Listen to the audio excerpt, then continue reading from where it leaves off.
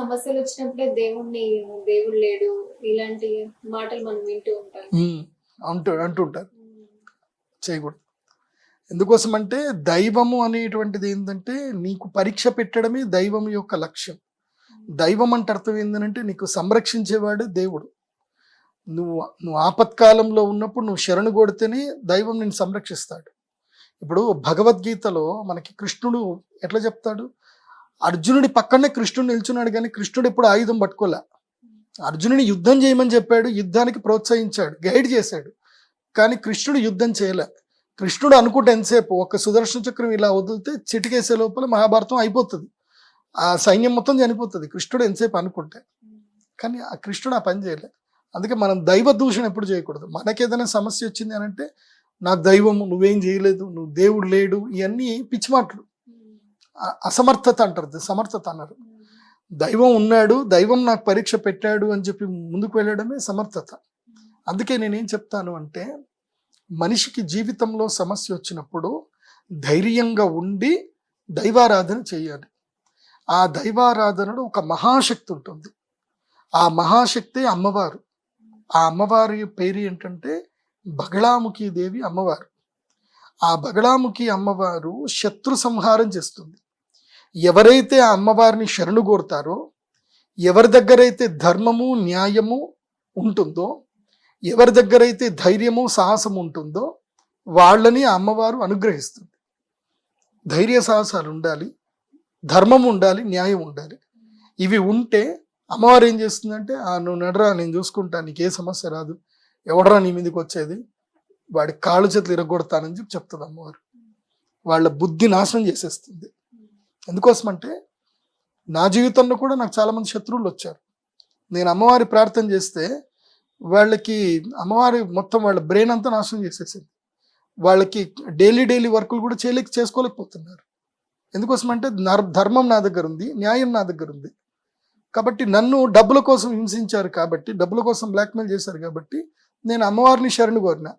వాళ్ళ మీద నేను ఎక్కడా కంప్లైంట్ చేయలేదు, ఏమీ చేయలేదు. నేను అమ్మవారికి అడిగా, అమ్మ నా దగ్గర ధర్మం ఉంది, నా దగ్గర న్యాయం ఉంది, నేను తప్పు చేయలేదు, నువ్వు చూడు, నువ్వే ప్రకృతి, నువ్వు శక్తి, నువ్వు నాకు సరి అయినటువంటి న్యాయం చేయని అమ్మవారిని శరణు కొడితే అయిపోయా. అమ్మవారు ఏం చేయాలో అది చేసి పెట్టేసింది. అందుకే ఆ మంత్రంలో ఉంటుంది, హ్లీం బగళాముఖ్యై నమః శత్రూనాం వాచం ముఖం పదం స్తంభయ.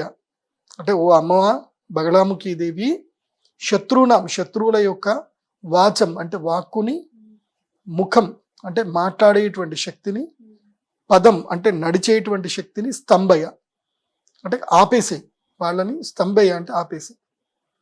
జిక్వాం కీలయ, నాలుకని బయటకు పట్టుకొని నరికేసేయి. జిక్వాం కీలయ అంటే వాళ్ళ మాట రాకుండా చేసి, జిక్వాం కీలయ. శత్రుబుద్ధిం వినాశయ, శత్రువుల యొక్క బుద్ధిని, మన వైపు ఏదైతే గనక వాళ్ళు ఏదైతే దుష్టమైన ఆలోచన చేస్తారో ఆ ఆలోచనని నాశనం చెయ్యమ్మా అని చెప్పి అమ్మవారికి మనము ప్రార్థన చేయడం.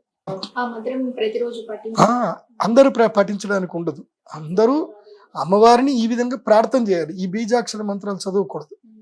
ఎందుకోసమంటే అది మహాశక్తి. దైవీయ శక్తి మీద ఆధారపడి ఉండి మనోశక్తి గట్టిగా ఉన్నటువంటి వాడు మాత్రమే ఈ బీజాక్షర మంత్రాలు చదవాలి. ఎందుకోసమంటే సింపుల్, నీకు నీ దగ్గర అగ్ని ఉంది, నీ చేతిలో అగ్ని ఉంది, నీకు ఆ అగ్నిని ఎలా వాడాలో తెలీదు, నువ్వు అది ఎక్కడ పెడితే అది నీ ఇల్లు కాల్చేస్తుంది. అట్లాగే బగళాముఖి లాంటి శక్తి మంత్రాలని అందరూ చదవకూడదు. గురువు దగ్గరికి వచ్చి గురువు మంత్రం ద్వారా చదివించుకొని చేయించుకొని ప్రసాదం తీసుకొని వెళ్ళాలి, దాని యొక్క అనుగ్రహాన్ని పొంది వెళ్ళాలి. ఎందుకోసమంటే ఎవడు చేసే పని వాడు చేయాలి. ఇప్పుడు వడ్రంగి చేసే పని వడ్రంగి చేయాలి. ఆ వడ్రంగి పని వడ్రంగి చేస్తాడు, బాగానే చేస్తున్నాడే, ఇదేదో మనం ఇంట్లో చేసుకుంటూ వెళ్ళిపోతుంది కదా, వాడికి ఎందుకంటే డబ్బులు ఇవ్వడము అని చెప్పి నువ్వు ఆ పనిముట్లు కొనుక్కొని చేసుకుంటే నీ పని సరిగ్గా రాదు, నీకు ఎక్స్పీరియన్స్ ఉండాలి. అట్లాగే ఆ దైవాన్ని ఎలా కంట్రోల్ చేయాలి, ఆ దైవీయ శక్తి, దైవంని కంట్రోల్ చేయడం అంటే ఏం లేదు, మన మనస్సు కంట్రోల్లో ఉండాలి. ఇప్పుడు దైవశక్తి నీ దగ్గర ఉంది, నీ మనస్సు సరిగ్గా లేదు. నువ్వు ఉదాహరణకి ఇంట్లో మీ నాన్నగారు ఏదో అన్నారు, మీ నాన్నగారి మీద కోపం చూసావనుకో శక్తి అటు వెళ్ళిపోతుంది. అది కరెక్టా? కాదు కదా.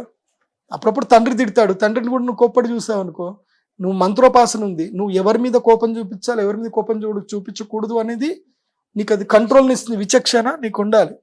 ఆ ఉంటేనే ఆ మంత్రశక్తి నీకు పనిచేస్తుంది. అది నీకు సద్వినియోగం అవుతుంది, లేకపోతే దుర్వినియోగం అవుతుంది. మంత్రశక్తి అనేది అగ్ని లాంటిది. నువ్వు దాన్ని ఎలా సద్వినియోగం చేసుకుంటే మంచిగా వంట చేసుకోవచ్చు, మంచిగా భోజనాలు చేయొచ్చు, అన్నీ చేయొచ్చు. దాన్ని దుర్వినియోగం అయిందనుకో, దాన్ని సరిగ్గా వాడలేదంటే అది ఇల్లు చేస్తుంది. కాబట్టి బగలాముఖి లాంటి సాధనలు ప్రతి అమావాస్య రోజున మేము మా శ్రీచక్ర పీఠంలో చేస్తాం. చేసేటప్పుడు మీరు అక్కడికి వచ్చి కూర్చొని మీ బాధలేవో నాకు చెప్పి అక్కడ కూర్చొని ఆ అమ్మవారి మంత్ర సాధనకి ఏదైతే మేము స్వాహాకారాలు ఇస్తామో మీరు స్వాహాకారాలు వేయాలి.